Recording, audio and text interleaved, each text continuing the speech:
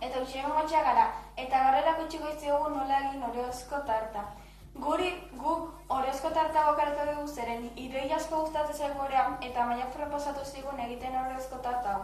Orduan, oain erakutsiko izugu nola egin orezko tarta.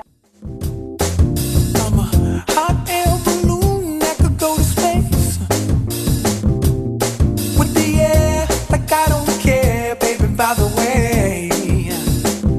Because I'm happy. Clap along if you feel like a room without a roof. Lehenik eta ben, hiru Oreo paketeak bi boletan banatu.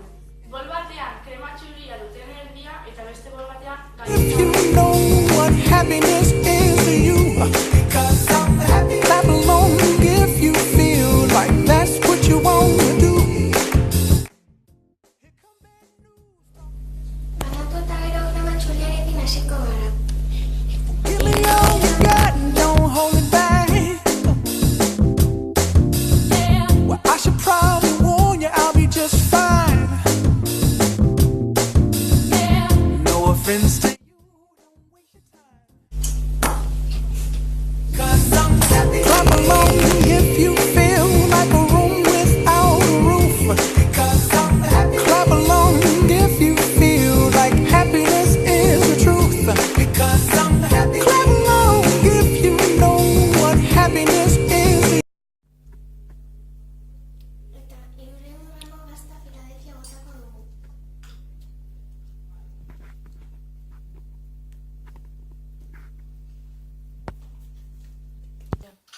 Krema txuria ondo nahastuta gero, alde batan utziko dut hasiko gara galleta beltzarekin. Galleta beltzak ondo matxakatu behar ditugu eta ondo matxakatuta gero bota behar dugu gurina botako dugu.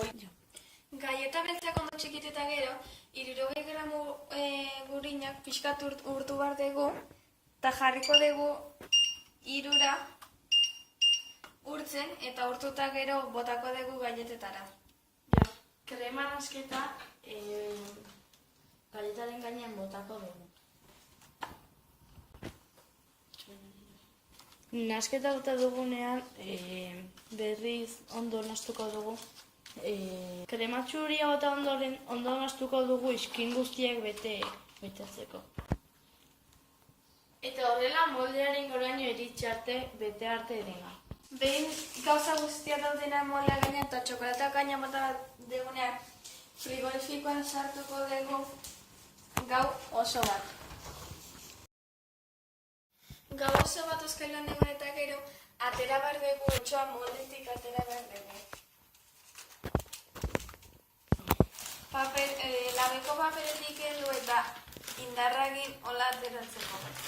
Labeko paperak kendu eta gero iruzatekin tajatera.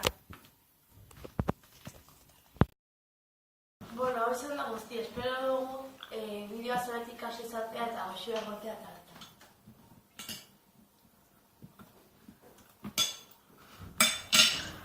Agur!